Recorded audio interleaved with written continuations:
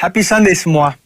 Tema Voice of Pentecost hari ini adalah, apakah orang Kristen pasti berbuah? Sebagai orang percaya, hidup kita harus senantiasa berbuah, agar supaya memberikan kesaksian untuk orang lain dan sebagai bukti dari hasil kerja Roh Kudus. Jadi apa itu sebenarnya buah roh?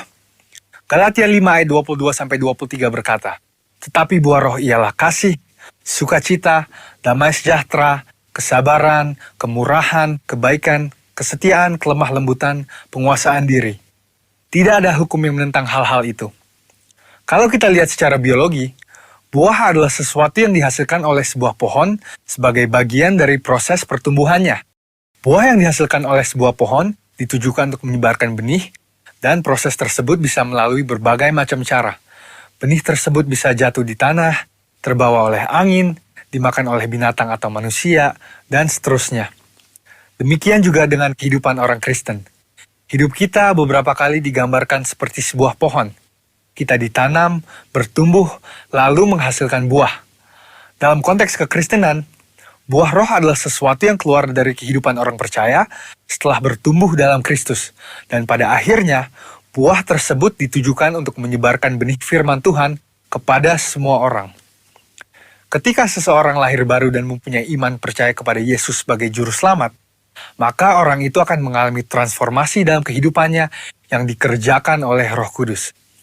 Apabila kita mengizinkan Roh Kudus bekerja, Dia akan memberikan karunia-karunia untuk melayani dan memanifestasikan sifat-sifat Allah melalui perilaku kehidupan kita, orang percaya. Sebab buah roh bukanlah sifat alamiah, melainkan karakter orang percaya yang diperbaharui karena melekat kepada Kristus. Dan ini merupakan sebuah tanda dari kedewasaan rohani. Sekarang kita akan membahas beberapa pertanyaan yang sering dibicarakan seputar buah roh. Yang pertama adalah, apakah seseorang bisa menunjukkan nilai-nilai kebaikan tanpa pendiaman Roh Kudus? Untuk bisa berbuat baik, seseorang tidak harus mengenal Roh Kudus. Banyak orang dunia berbuat kebaikan yang bahkan kadang terlihat seakan-akan lebih baik dari orang percaya. Hal ini karena semua orang dimanapun mereka berada dan dari budaya atau keluarga apapun bisa menerima dan menyetujui prinsip-prinsip buah roh. Namun ada perbedaan yang mendasari prinsip-prinsip dari buah roh tersebut antara orang percaya dan orang dunia. Bagi orang percaya, prinsip-prinsip buah roh dilakukan untuk memuliakan Tuhan. Semua ditujukan untuk menyenangkan Dia dan firman Tuhanlah yang menjadi standar untuk prinsip tersebut.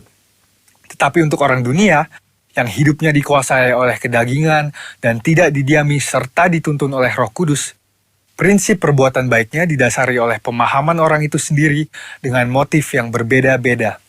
Pertanyaan yang kedua adalah, apakah orang yang kelihatan berbahasa roh pasti menunjukkan buah roh dalam kehidupannya? Seseorang bisa saja berdoa dalam bahasa roh, tetapi masih hidup dalam kedagingan serta tidak menunjukkan tanda-tanda buah roh. Sebab dibutuhkan upaya oleh orang percaya supaya Roh Kudus senantiasa bekerja penuh, memimpin, dan membentuk karakter Kristus di dalam diri kita masing-masing. Sekali lagi, hal ini sama seperti sebuah pohon. Agar menghasilkan buah, maka pohon tersebut harus dirawat dan diberikan nutrisi supaya bisa bertumbuh dan menghasilkan buah. Seperti yang tertulis dalam Mazmur 1 ayat 1-3. Jadi, berbahasa roh tidak menjamin bahwa buah roh ada di dalam kehidupan seseorang. Bagaimana caranya supaya bisa menghasilkan buah roh? Kita harus melakukan disiplin rohani seperti bersaat teduh, berdoa, berbahasa roh, merenungkan firman Tuhan, bersekutu dalam kul, ikut pelayanan, membantu orang percaya untuk dapat hidup dalam pimpinan Roh Kudus, dan memberikan pelajaran praktis, sehingga mereka pun dapat menghasilkan buah roh dalam kehidupan mereka. Pertanyaan yang ketiga adalah, apa dampak buah roh dalam kehidupan orang percaya? Sama seperti buah yang berasal dari pohon tidak dimakan dan dinikmati oleh pohonnya sendiri, demikian juga halnya dengan buah roh. Buah roh yang dihasilkan oleh orang percaya ditujukan untuk membuat dampak kepada orang lain di sekitarnya. Rasul Paulus mengatakan bahwa orang yang menghasilkan buah adalah orang yang hidup sebagai anak-anak terang. Orang percaya yang menghasilkan buah roh pasti akan berdampak kepada orang lain di sekitarnya. Orang percaya dipanggil dan ditetapkan oleh Tuhan untuk menjadi terang yang dapat dilihat oleh orang lain. Jadi, tujuan akhir dari buah roh adalah supaya lebih banyak orang datang mengenal Tuhan Yesus akibat kesaksian hidup kita. Mari kita mengambil keputusan untuk terus menjaga dan merawat kehidupan rohani kita, supaya nanti pada waktunya, hidup kita juga menghasilkan buah untuk kemuliaan Tuhan. Saudara, untuk penjelasan lebih lengkapnya dari tim teologi kami, jangan lupa buka link yang ada di atas atau scan barcode yang tersedia. Selamat hari Minggu, Tuhan Yesus memberkati.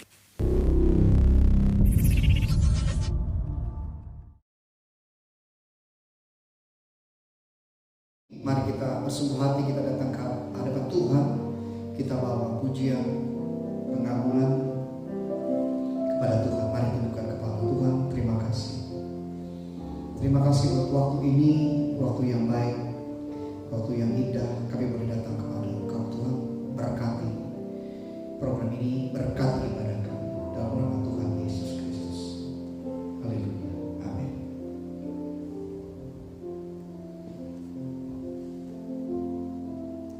Dia sungguh indah, Dia Yesus,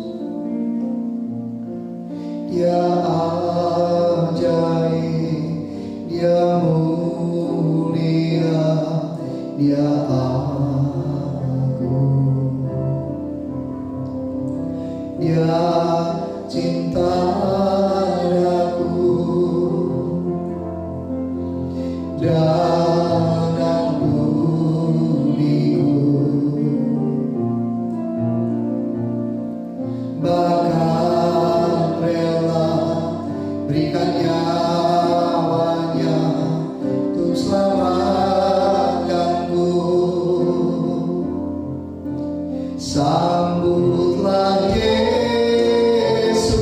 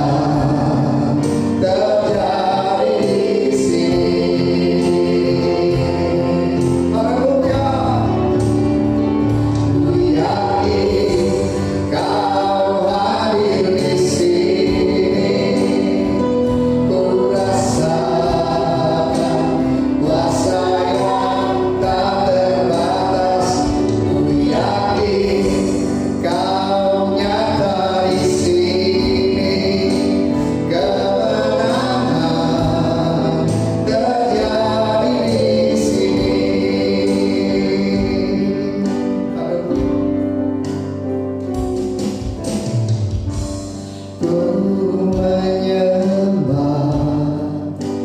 dalam kudus hadirat-Mu.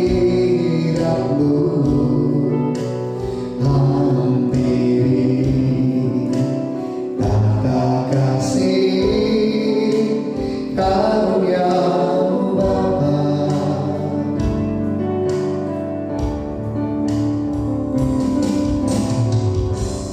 Kekuatanku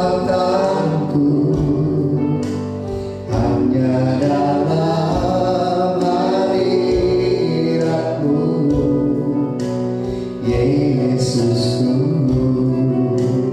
Hanya Kaulah segalanya.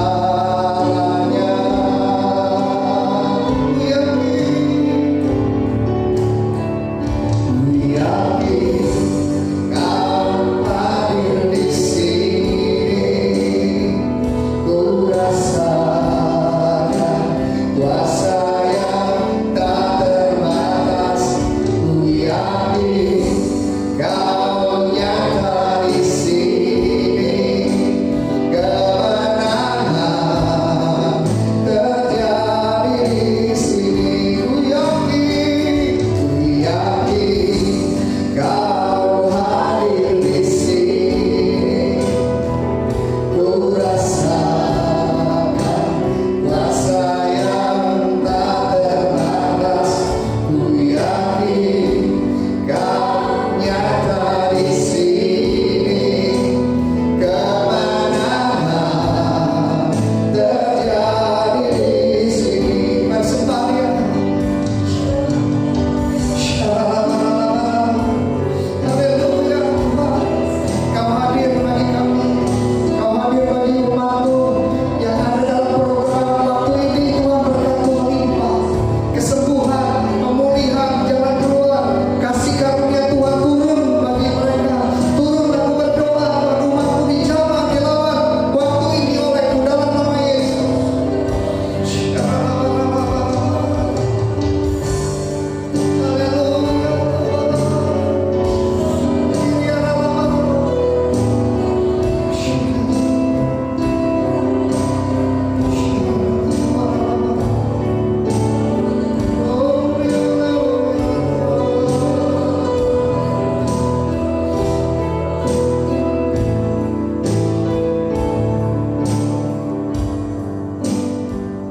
Ku yakin Kau hadir di sini.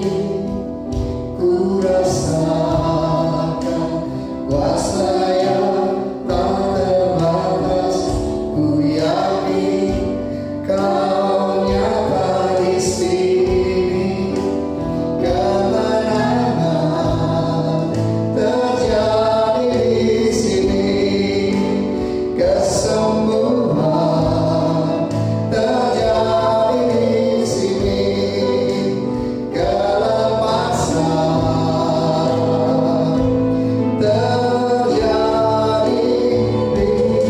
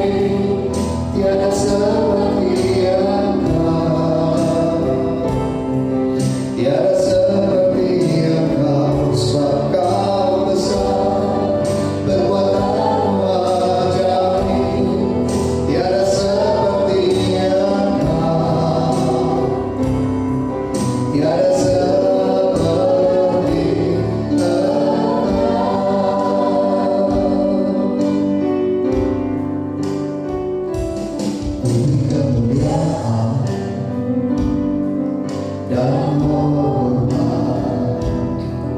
Buangkan suara pujian, kuagungkan nama-Mu, ku beri kemuliaan dan hormat.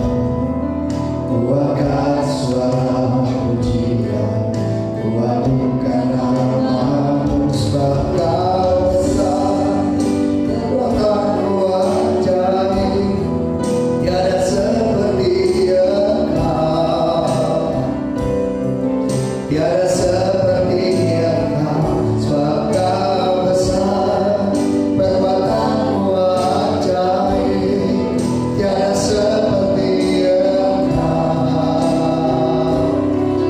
tiada seperti Engkau.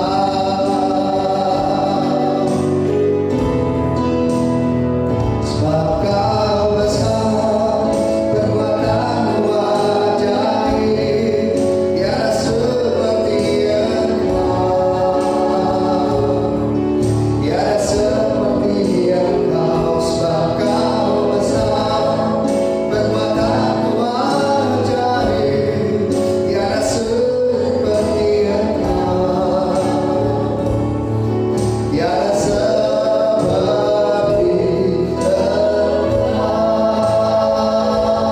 Engkau, tiada seperti Engkau, tiada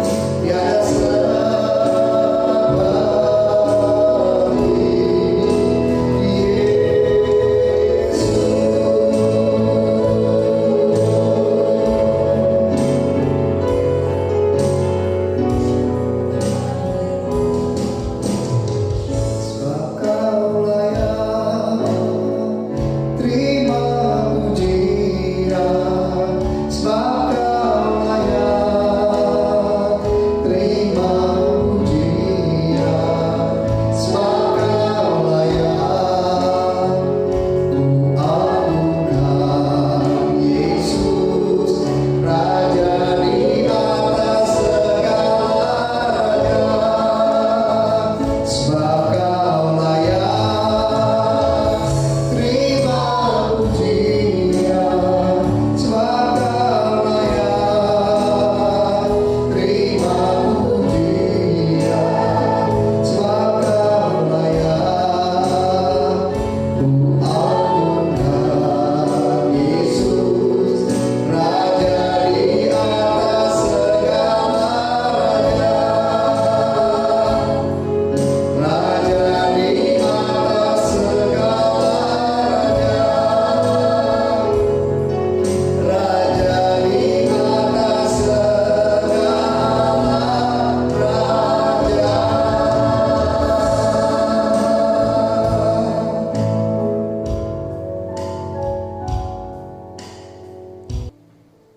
Sudah dikasih Tuhan, mari siapkan hati kita. Kita mau dengar firman Tuhan ya, supaya firman Tuhan ini memberikan pencerahan, kekuatan bagi kita. Kita berdoa. Bapak, berkati firman ini supaya semua situasi hati kami, lingkungan kami mendukung untuk pemberitaan firman Tuhan ini. Berkati aku hamba-Mu untuk menyampaikan apa yang menjadi isi hati-Mu Tuhan, supaya kedalaman firman-Mu mencapai tujuannya, dan firman-Mu ini menjadi terang bagi jiwa kami, bagi batin kami, dalam nama Tuhan Yesus Kristus. Amin. Mari buka bersama saya Alkitab kita dari Matius yang ke-25. Saya akan bacakan buat kita semua. Saya akan berbicara tentang investasi Tuhan dalam hidup saudara, hidup kita semua. Dan Alkitab ini diberikan perumpamaan tentang ada seorang tuan yang akan bepergian, yang dia memanggil hamba-hambanya. Dan saya percaya karena ini hamba-hambanya telah lama bersama dengan Tuhan ini, tentu Tuhan ini mengetahui, mengerti keadaan situasi dan apa-apa yang ada di dalam hamba-hambanya. Maka dia mulai menyiapkan yang disebut di sini hartanya kepada hamba-hambanya ini. Nah, Tuhan yang akan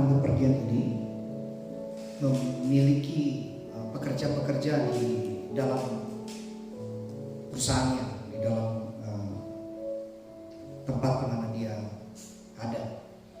Lalu dia mulai menyiapkan apa-apa yang akan dia siapkan, dia percayakan kepada para hambanya ini.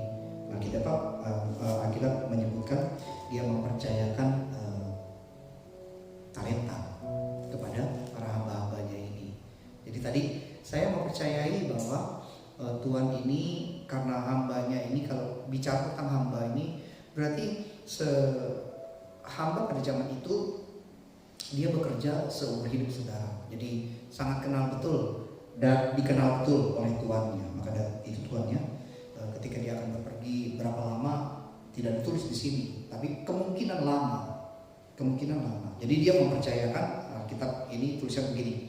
Sebab hal kerajaan surga, ayat 14 ya, Matius 25 ayat 14. Sebab hal kerajaan surga sama seperti orang mau bepergian ke luar negeri yang memanggil hamba-hambanya dan mempercayakan kepada mereka, yang seorang diberinya 5 talenta, yang seorang lagi 2, dan yang seorang lagi 1. Jadi hamba-hambanya dikumpulkan.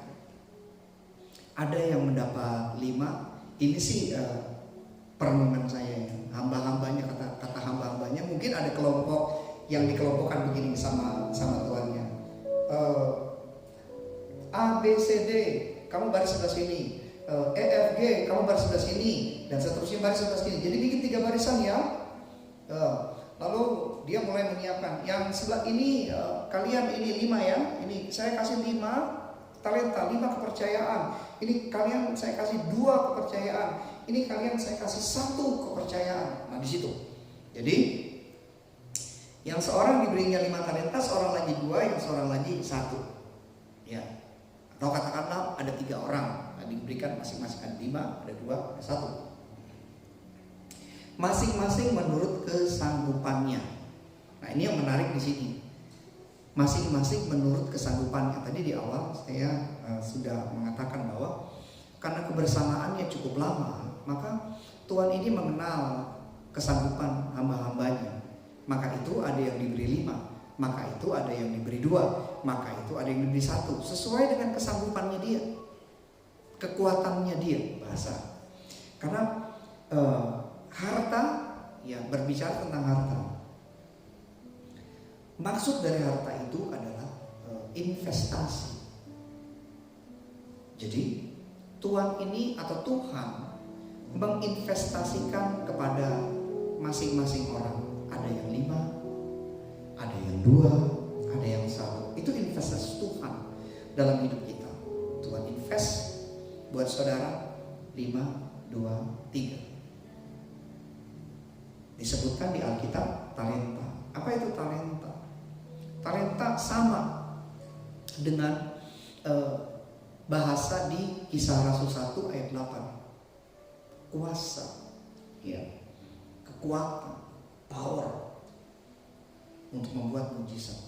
Jadi talenta itu adalah masing-masing diberikan kemampuan-kemampuan yang memiliki kuasa. Jadi kemampuan yang punya kuasa, bukan kemampuan yang biasa. Nah, talenta berbicara tentang kemampuan yang ada kuasanya, yang dari Tuhan, ya, kemampuan yang ada kuasanya. Seperti Kisah Para Rasul 1 ayat 8. Karena kalau saudara ingat tentang Ulangan 8 ayat 18. Ingat, kalau kau berhasil memiliki keberhasilan, itu bukan karena kekuatan, itu kekuatan berasal dari Tuhan. Jadi kekuatan berasal dari Tuhan. Masing-masing menurut kemampuannya. Saudara,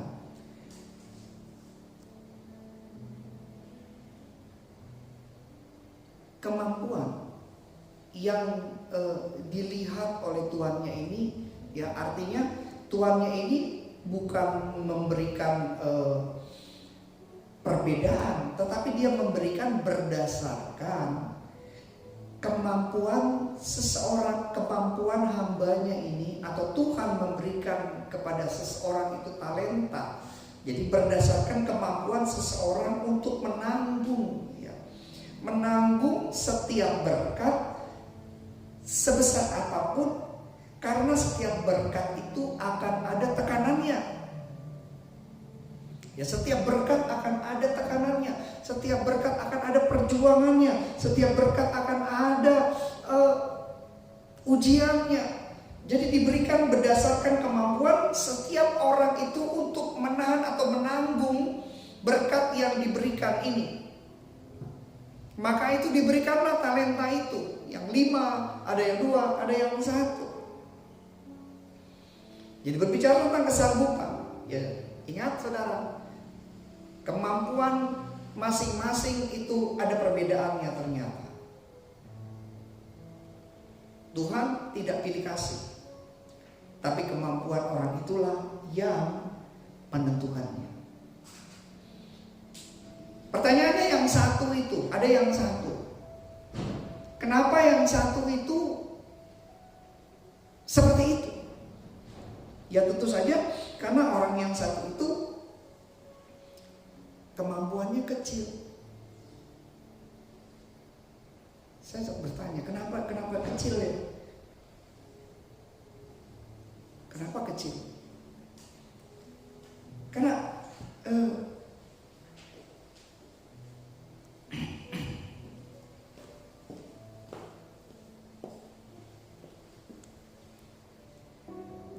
kita nyanyikan pujian dulu ya.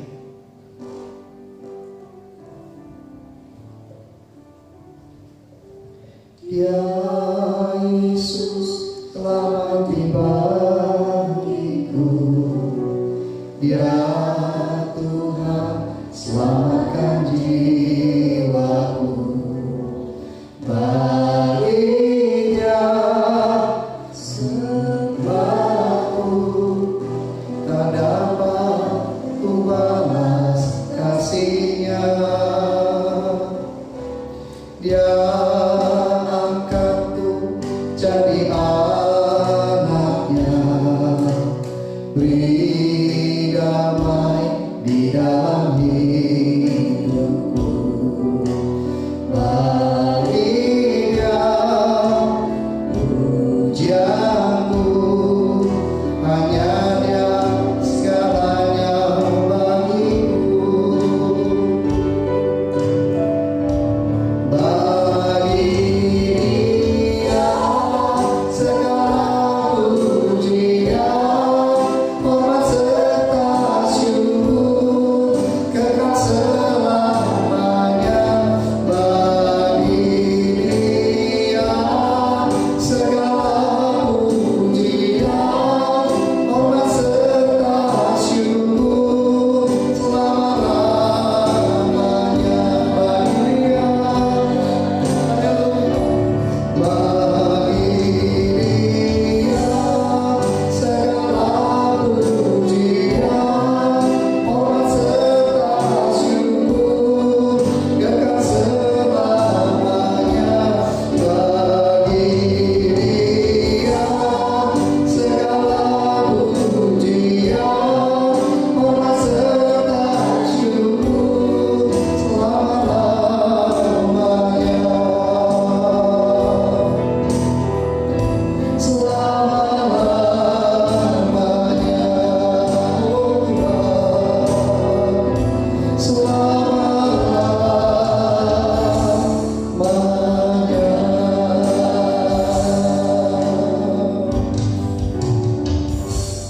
Kita lanjutkan ya.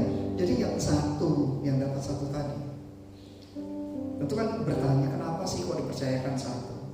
Nah, saya percaya tuannya itu mengerti betul kesanggupan, kemampuan, dan kekuatan dan power yang dimiliki oleh yang satu ini, saudara. Terus kenapa jadi begitu? Nah, orang yang kalau kita lihat dari ayat Alkitabnya, yang 5 itu dikatakan oleh tuannya yang baik dan setia. Yang 2 yang baik dan setia.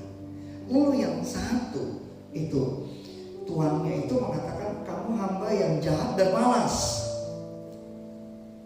Jadi kata yang jahat dan malas sebetulnya ada arti lain, yaitu kamu hatimu itu penuh dengan kepahitan, hati kamu itu penuh dengan luka-luka, itu di sini. Jadi ternyata yang mengakibatkan kemampuan orang ini menerima satu itu adalah akibat batinnya ini penuh dengan luka-luka, penuh dengan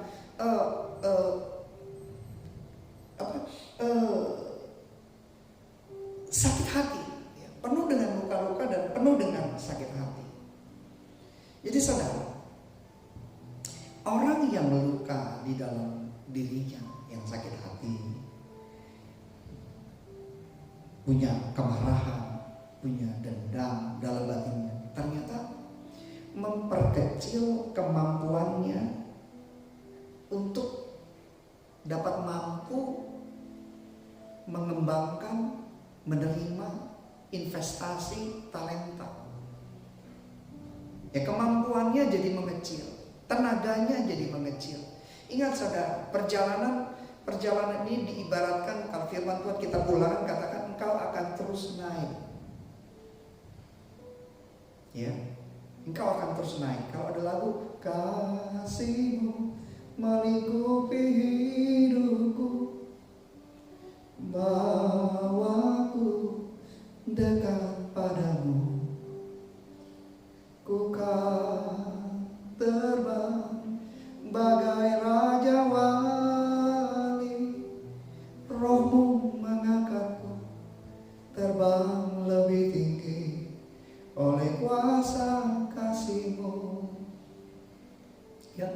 Alkitab mengatakan bahwa kita akan terus naik, dan kekuatan naik itu perlu endurance, perlu daya dorong. Jadi kalau tidak ada powernya, tidak ada daya dorongnya, maka kekuatan untuk naik itu tidak sempurna, saudara. Jadi kemungkinan dia tidak bisa naik, bukan karena tidak ada kesempatannya. Walaupun ada kesempatannya naik, tapi kekuatannya tidak sanggup untuk itu. Karena ada apa? Karena ada beban di dalam dirinya yang kita sebut luka, yang kita sebut sakit hati, yang kita sebut marah, yang kita sebut dendam. Jadi jangan biarkan itu semua ada di dalam diri kita. Kalaupun itu ada sempat mampir, ya saudara, cepat-cepatlah dibereskan, cepat-cepatlah diselesaikan. Amsal 4 ayat 23 katakan, jagalah hatimu dengan segala kewaspadaan, karena dari situ itu mengalir masa depanmu, karena dari situ itu daya dorongnya. Jadi begitu hati seseorang mengalami luka, mengalami sakit hati, dan ada yang sejenisnya itu di dalamnya, maka dorongannya itu menjadi mengecil, kekuatannya itu mengecil, kemampuannya itu berkurang, saudara. Itu yang mengakibatkan dia tidak mampu mengembangkan talentanya, mengembangkan kemampuannya. Itu jadi terbatas kemampuannya. Jadi tertutup oleh luka yang ada di dalam dirinya, sehingga mungkin kelakuannya menjadi aneh, menjadi tidak sesuai, dan itu jadi penghambat, saudara. Jadi penghambat. Jadi apa yang keluar mungkin jadi mukanya jadi tidak menyenangkan, kata-katanya jadi tidak menyenangkan, jadi cepat tersinggung, jadi cepat meledak, sejenis itu. Dan itu menjadi penghambat untuk seseorang itu mencapai tangga-tangga yang berikutnya. Apakah tidak Tuhan berikan? Tuhan selalu berikan kesempatan. Sekali lagi kita berdoa, minta kesempatan. Semua saudara berdoa, minta cara dan jalan. Begitu Tuhan kasih cara dan jalan, ada lagi yang harus kita tanggulangi sebenarnya, akan menjadi penghambat, bukan dari pihak Tuhan, dari pihak kita, yaitu daya dorong atau tenaga, power yang ada di dalam batin saudara. Cukupkah untuk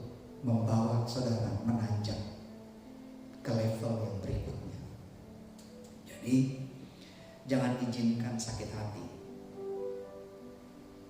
Itu akan mengecilkan talenta Anda. Saudara, sakit hati, amarah, luka batin akan membuat power Anda, kekuatan Anda mengecil. Dan kalau kekuatan Anda mengecil, maka talenta Anda jadi mengecil. Kalau talenta Anda mengecil, maka berkat jadi mengecil. Mari bebaskan diri kita, hati kita dari sakit hati, dari luka batin.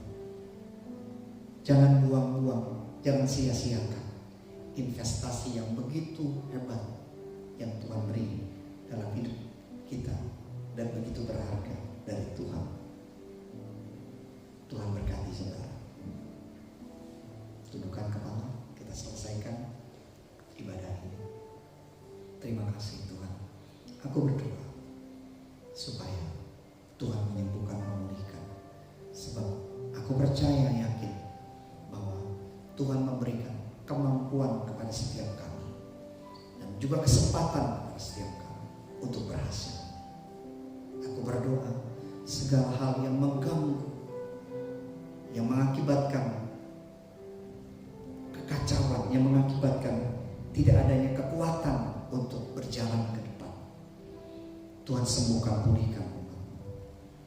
Firman-Mu ini berguna buat kami dalam nama Tuhan Yesus Kristus. Amin. Di nama Tuhan, saudara yang akan ikut terlibat di dalam pelayanan ini, dalam memberi persembahan, dan saya juga dorong saudara, apapun saudara, saya percaya banyak orang muda yang punya talenta, punya kemampuan yang hebat-hebat di zamannya. Mari pakai talenta, pakai apapun untuk ikut terlibat di dalam pekerjaan pemberitaan Injil ini. Sebab Tuhan punya target. Dia beri kepercayaan kepada kita, diberi talenta. Tuhan percaya Tuhan invest besar dalam hidup ini. Tentu ada targetnya, yaitu supaya Injil ini sampai, supaya kita menjadi berita Injil ini kepada teman-teman saudara. Ya, bukan bawa Alkitab, tetapi dengan kita membawa orang lain, jadi teman buat orang lain, mendoakan orang lain.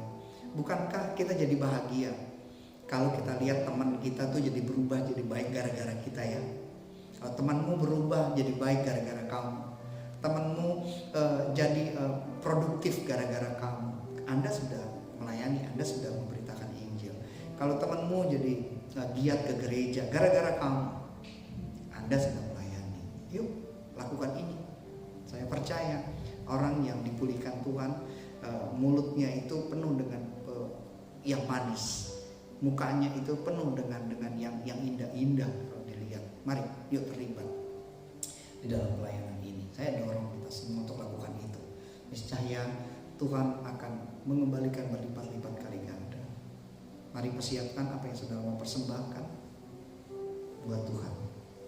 Tuhan, aku berdoa, berkati semua umat-Mu yang akan memberikan persembahan, semua dana, daya, upaya, dan keinginan hati, dan tindakan-tindakan untuk membawa Injil ini sampai kepada jiwa-jiwa. Tuhan berkati juga tingkat langit berlimpah-limpah-limpah dalam nama Tuhan Yesus Kristus.